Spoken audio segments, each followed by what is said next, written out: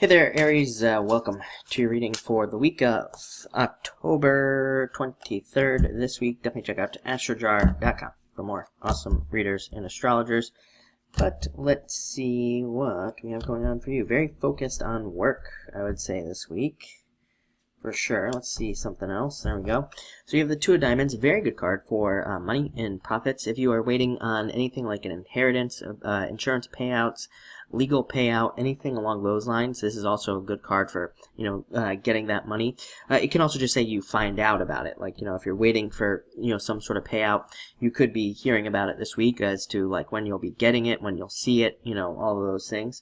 Also a great card for love at work as well. This can represent meeting somebody through work or meeting somebody new through work as well. Next, you have the Four of Diamonds. Things taking their time. I mean, I think that's probably the hardest part about anything right now, is that it's probably going to take time for things to happen. So if we want love, it's going to take a little bit of time. If we want money, it's going to take time. It's probably not going to happen as quickly as we would like. But I would say the difference is now we can actually see these things happening, and they can actually begin to happen as well. So it's not like we're stuck. At least things are kind of moving in a certain direction. So that's good.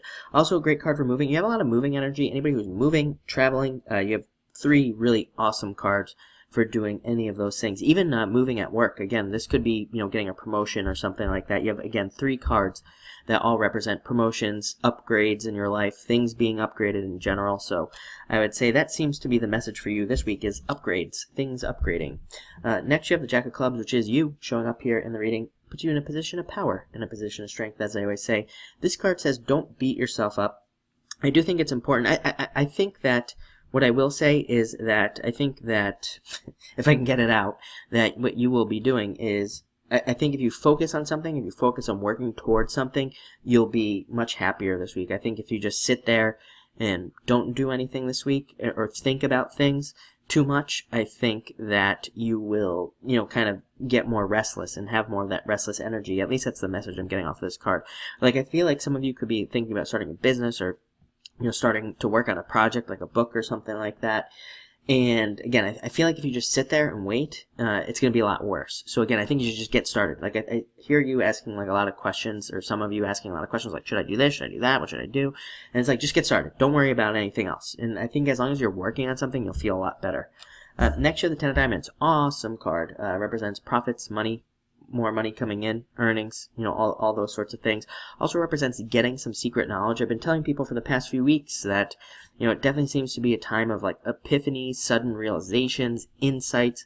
Like, all this stuff has been coming up for a lot of different people, and even in my personal readings as well.